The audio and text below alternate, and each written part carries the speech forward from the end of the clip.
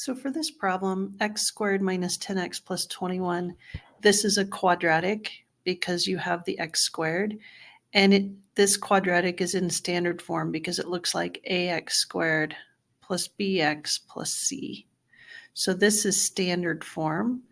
And the reason I'm explaining that is because you need to understand that the coefficient in front of the x squared term is 1, so a is 1. The coefficient in front of the x term, b, is negative 10. And the constant term, c, is 21. So I'm going to use that here in just a minute.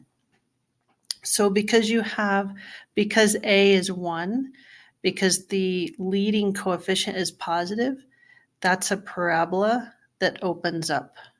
So because the vertex is way down here at the bottom,